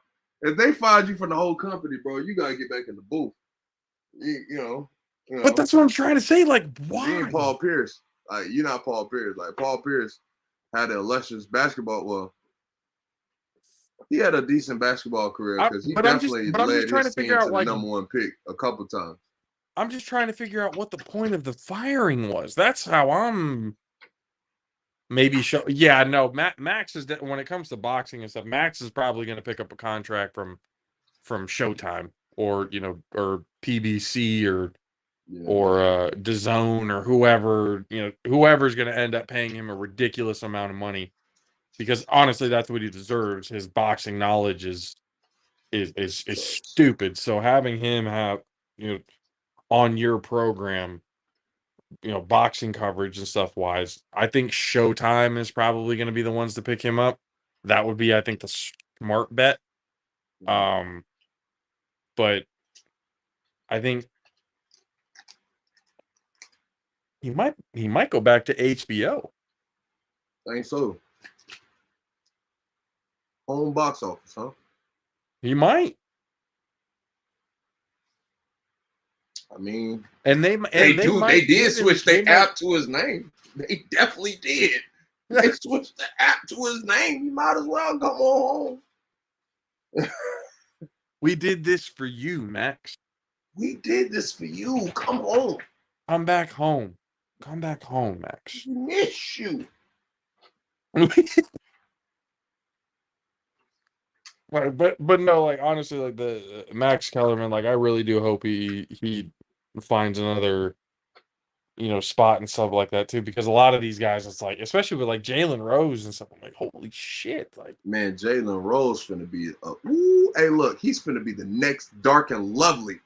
Look, the next dark and lovely model. The way Jalen Rose got him modeling with those doggone Beijing on his head. My boy Jalen be out here. Telling you. Nah, Jalen Rose dope though. you think Max might go to Fox Sports? Max? Well, I mean, think about it. Like, all of the people who got released could possibly get picked up by Fox Sports. I don't think Jalen gonna go to Fox Sports. They need to get somebody to Fox Sports to get rid of fucking Chris Sims's punk ass. That's what they need to do. Hey, look. Get him off my goddamn Fox, or is he ABC? I don't give a shit. One of those two. Get him out. Get him off my goddamn screen. Hey, look. I'm gonna tell you right now. And this is a former Texas Longhorn thing, people. So there's deep-rooted hatred in this shit right here. Chris Sims can go fuck himself. Him and his daddy. Phil ain't gonna like that. Fuck Phil. That's all Phil ain't gonna like that at all. Phil was the worst. Phil was the worst color commentator I've ever heard in football history. He can kiss my ass. When they put him on Madden, I was like, "Yep, this is the downfall of Madden right here. This is where it goes. This is where it starts to get shit." And look at it; they haven't been good since. Well, hey, hey, nah. This year, they did a lot of changes to the game. It might be fire. Yeah, they say they did. Bro, they brought back a lot of shit. They brought back the whole mini camps and all of that. I would say the mini games. I was like, all right, that's actually kind of cool. I'm not gonna lie. I was like, yeah, come on, give them some slack. You gotta give them slack. Small details that it's kind of like, but when it comes to the graphics and shit, it all looks the same as this year. All right, that's fine. Nothing different. I'm with the mini games though. I do like the mini games though. That you gotta give them some credit, man. That was some. Bring the Madden cards back. Okay. Bring the Madden cards back. What they need to do is bring Gus Johnson back. Or Gus Johnson should be the voice when NCAA football comes back. It's Gus Johnson or nobody. That's my opinion. I ain't gonna nobody that thing. We still gotta have that come out, whether Gus Johnson on board or not. So if Gus say no, we still keeping this train rolling. Or if they say no, I would say no. We're still getting, and we've been waiting years for this fucking game. Yeah, look, Gus ain't stopping this show. K's like, I'm winning so many fucking national titles for Miami. You have no idea. Hey, bro, I can't wait for Road to Glory to get back. That was my shit. Oh, Road to Glory. Oh, yeah. That shit was my shit. Yeah, I used to be at the house, young shit, just playing that motherfucker. That shit was fun. Yeah, I can't wait to. Is it? It's next year, right? Yeah, 24. Yeah, I'm upset too. Don't worry. Gotta wait too goddamn long for that shit. They trying to let this NIL shit maturate all the way. That's it. Trying to figure it out. Yeah. I fucking hate them. Yeah, because they're already getting a little bit of pushback. They're already getting a little bit of pushback from all that. That's what I'm saying. And they about to try to fucking close the game up. That's what I mean. Like, bro, we want the game. Like, fuck all the bullshit. Like, why? I was gonna say, why is Pat McAfee trending right now? I mean, shit. Everybody like, damn, Pat, you got everybody fired. I was about to say, I'm like, damn, did he get everybody fired? What the fuck? No, that's probably what everybody's saying to Pat. Like, damn, bro, you got everybody fired? Well, he put out like a.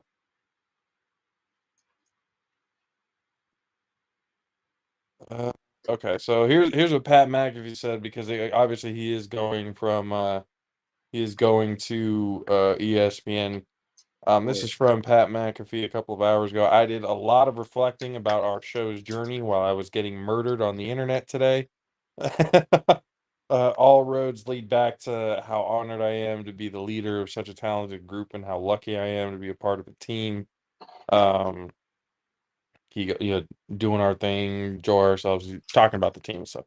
we're very pumped to be joining ESPN, and our goal is that mass exits are never a thing again. We hope to help that. Obviously, that's a lofty goal, but that's how I truly look at life. I wish we could have worked alongside a lot of the folks that got released today. Some absolute legends, as we all respect in the sports media. We were trending today for losing jobs. That sucks, no matter how you slice it. Gonna continue to grow. You can control. Try to, so he basically, addressed the Elephant in the room. the exits and everything else like that. That's been going on. Mm-hmm. I mean, but his contract was a fucking fat one, so I would not be surprised if a couple of those cuts were to kind of trim down the budget just a little bit for him. It makes sense. Let's see if he actually get on wrestling again. That's a real thing. You got to see if he's gonna be there. Now, if he's not on wrestling again, that's probably why his contract's so goddamn fat. Like, yeah, we not gonna have you wrestle, my boy. We gonna just have you right here. It's like, if you're not gonna let me be in WWE, you need to add a little bit more zeros to that paycheck. Man, I like flipping off the turnbuckle every once in a while. Talking with Michael Cole and shit like that. You know what I mean? I like that shit. That's probably some shit he did. That'd be a business tool for me. Shit. I'm everywhere. But I mean, again, there's a lot of places that everybody can go, but it's just a matter of where. And I think Max, he'll find his home fairly quickly. I really don't.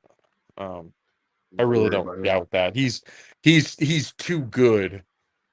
Not to be completely honest. Before we move on any further, ladies and gentlemen, appreciate you again, station identification, for hanging out with us. All Pro JAFFOs, bringing you the highly elevated sports talk for the highly elevated sports fans. Catch us on all social media platforms, on Twitter, Instagram, TikTok, all of that at the All Pro JAFFOs. And then to catch us live on Twitter, or not on Twitter, but on YouTube and Facebook as well, go to Tornado Rose Productions.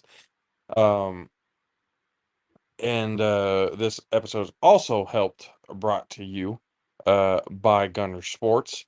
Gunner Sports, step your game up this offseason and enroll to Gunner Sports Academy for clinics that are going on until July 26th, so they'll be ending pretty soon. Go to gunnersports.com to register, and gunnersports.com is Leslie Jackson, the CEO there, and the producers of the Bay Area Cali Classic. Appreciate Gunner Sports for being with us. And again, so with this mass exodus in on from ESPN, again, we're gonna throw our names in the hat because why the fuck not? We'll see. Hey, honestly, be honest, apply to all of them motherfuckers. Hey, ESPN, FS1, fucking CBS, shit. Apply to goddamn PBS. And we'll tell them, we'll be like, as starting, because this ain't going to be a permanent thing, because if our ratings and stuff go up, that means the money's going to have to come too. I'm just saying, you could probably get us on the cheap compared to everybody else that you would probably be might be saving yourself a little bit of money. I actually will be trying to play that a different way, because first thing they're going to say, well, who the fuck are you? And I'm going to be playing to that going, you're right. Nobody yet. That's why I'm saying we'll have this base amount right here. Yeah, this base amount right here. And then with the ratings and as everything keeps going and growing and growing, so paycheck. There's incentives to that shit. There's a base and then there's incentives. You don't have to discuss that because that's a part of business. You always come to the table. Everything starts at a certain amount. If you hit, I never told the number. I'm not saying the base is going to be like, oh yeah, you give us $100 a week. Fuck that. I'm not saying that shit. Well, yeah, I got that. I'm saying anyway. I'll be trying to play and try to get them to understand the way I'll play it. I'll be like, shit. I'll be trying to get them to understand like what I can do to help boost the company, to help them move forward. Because shit, they trying to be competitive. That's the way I'll be playing that. I would tell them we're closer to what the ideal fan, the fans that they're reaching out to. That's essentially what We do. We have our ears to the streets. We have our ears to everybody that's talking around, like all the fans, what they're saying. You know, we understand that shit. We're in that position and stuff like that too. So it's kind of like you're getting a different perspective than what the talking heads normally give you. You know, and I feel like that could be a good change. You know, especially for ESPN. Yeah. All the shit we talk about the talking heads, I wouldn't mind becoming one. I'm not gonna lie to Shit. you on there. Fox Sports, I don't know CBS about Fox Sports, Sports though. NBC Sports, shit, ABC Sports, goddamn, any one of you sports, shit, ABC, PBS I'll take Sports, ABC. goddamn, DAZN, what's up? What's all going of on, them DAZN? motherfuckers, shit, We Zone, any talk one of them boxing motherfuckers. too on this bitch. You should see us You when can Hans start comes on. anywhere, shit. DAZN, you put us in, man. We'd be Stadium, good for any one of them anybody's show. motherfuckers. We are two lovable human beings, and when you add matchsticks to the mix, oh my god, it's all over from there. Get us I'm gonna on, be people. honest with you. I'm Trust me. gonna tell you right now, people in Ohio don't like me, so that we gonna just go ahead. People in Ohio are I'm a not gonna full like you. disclosure. I'm a full People in disclosure that. Oklahoma hate me, and that's okay. Mm, People in Ohio hate you. People in Oklahoma hate me. We don't know who hates Matchsticks. He's a Cowboys fan, so pretty much everybody hates Matchsticks. mm. Yeah, but They he's hate the how worst. pompous the Everybody's fans nasty. are. But then Sure. once they realize that he's not as pompous as all of those other fucking fans, That like is also true. he only reacts like when shit happens, and he mostly be laughing all. You know what I'm saying? Like it's not really on some. He dead ass serious. Like, oh, we gonna go to Super Bowl. Like, nah, I He's don't see mostly Matthew. trolling. Yeah, so Yeah. it ain't. Yeah, they would accept him. So I don't think they would just hate him just because of that. They'll be like, oh, and then they'll see where he going with it, and then they'll be like, oh, all right. I mean, that's You know exactly what happened with me. Yeah. I was like, he's like, I'm a Cowboys fan. I'm like, I don't know if I can have you on the show, man. Like, honestly. But then we started talking. It's like, oh, okay. You're a fan that's realistic as well. That's awesome. I like that. That's cool. So cool. I mean, shit. Both of y'all sitting here acting like y'all did something in this century. A whole century about damn there going by. And y'all ain't won shit. So I'm trying to figure out what's Hold the on. issue. Okay. In this, I kind of feel like I feel like that's wrong. You want to feel like it's wrong, but shit, we in 2023. Yeah, but how long? A century's 100 years. I know that. Y'all ain't won in 30 of them. So that's not. Yeah, you almost at a half of a century, and then next thing you know, you're gonna be at 60 years. Now, if you And then would have said 70. a quarter of a century, then I'm like, oh, yep. Well, obviously it's a hyperbole, firstly, and then secondly, like, come on, like y'all ain't won shit in a long fucking time. It's enough to sit here and give you shit in this capacity. Giving you the exact number doesn't matter. You ain't won shit since some kids have been alive, and they still making it seem like, oh, the Niners are gonna do something. Where? Show me when. You gotta get rid of Coach B Rabbit. That's kind of what the fuck I need to understand. You got all the talent in the world. This like if the Warriors kept Mark Jackson and just said fuck Steve Kerr. Got all the talent in the goddamn world, but you motherfuckers can't goddamn win it because of the spite of your coach. I guess I'm only saying that, Mark, because of what happens. The end result, they fired you and won the next year. Shit. Leave it to Country K to find somehow, some way to throw in some sort of shade to the San Francisco 49ers. I mean, I threw the Warriors in there too. Shit. Well, the Bay Area. I threw the Warriors in there too. So don't leave them. They are not. You are not alone. Both of y'all are standing over there mad as hell with the fucking frowny face. Oh, before we get on, we got to get back into the music aspects of this. Again, this was something that I've been wanting to add to the show for a long time, and I need to be more consistent in having it on. So we got our guy again, DJ Madsticks, to hook it up with another music video. Again, hey, YouTube, shit, you seeing this right now, YouTube? We've got full permission, written consent, all that. We are allowed to play this. So we do not get a strike. Okay? We're good. We're all right. We got the permission to do this shit. Ladies and gentlemen, um, please enjoy another one by Master Kingdom and his wife on there getting it done in a Billy. The song is so. See you guys on the other side. Enjoy the music.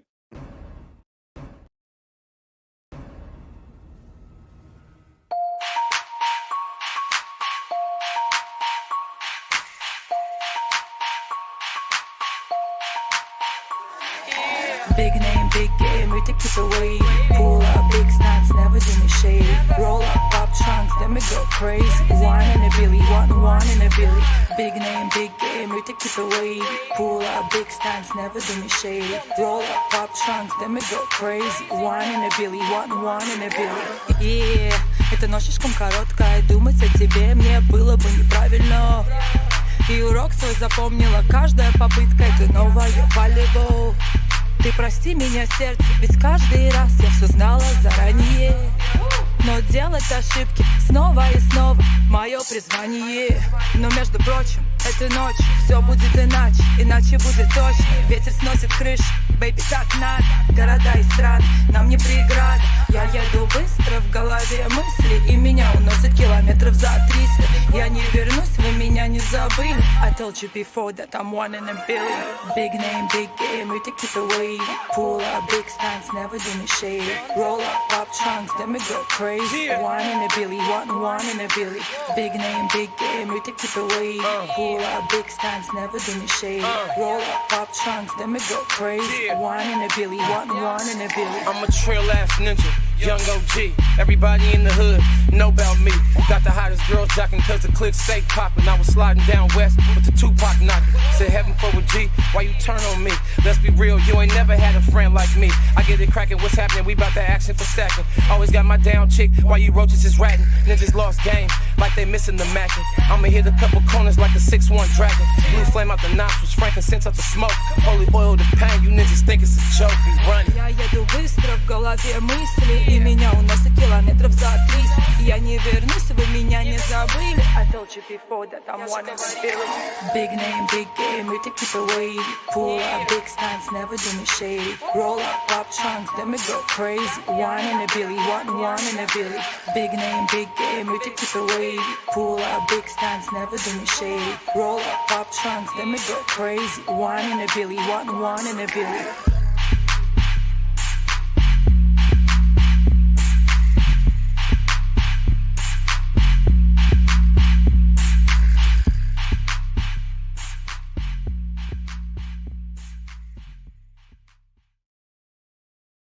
Oh, yes, Meteorita. Master Kingdom, one in a Billy. Yes, I'm that's gonna be production. honest. Shout out to everybody. I'm gonna be honest. What's up? We don't deserve a strike because I didn't even understand her verse. I don't understand Russian. She sounded like she was flowing. Oh, I'm yeah, not I was saying. Like she Mhm. sounded like she was flowing. Like Oh, yeah. I don't understand it. So we definitely don't deserve a strike, YouTube. Y'all got to do real research. Y'all got to do real research right now, bro. Like, come on. And again, we got the okays, so we're fine no matter what. So again, shout out to Master Kingdom and his wife, Meteorita. Shout out to DJ Madsticks, Yes Productions, and everybody out there for letting us use the music video on tonight's show. Again, we appreciate the absolute hell out of every single one of you guys for hanging out with us and listening to our bullshit. Sometimes we don't know why, but we're glad you do. Uh, we appreciate Dub Alvarez, CJP, for F1 Talk. For the A7FL real quick, go to a7fl.com/championship to get your guys' tickets. And use the promo code A7FL early to get 20% off. Get down there. There's a whole lot of events happening that weekend. You're not going to want to miss it. We appreciate you guys this Friday. We will talk to you guys again on the regular podcast again next week. But until then, reaction videos. Go check out everything on the social medias. We appreciate the fuck out of you guys. For myself, JP, for the 610 Beast, Mr. Country K. We will see you guys next time. Deuces.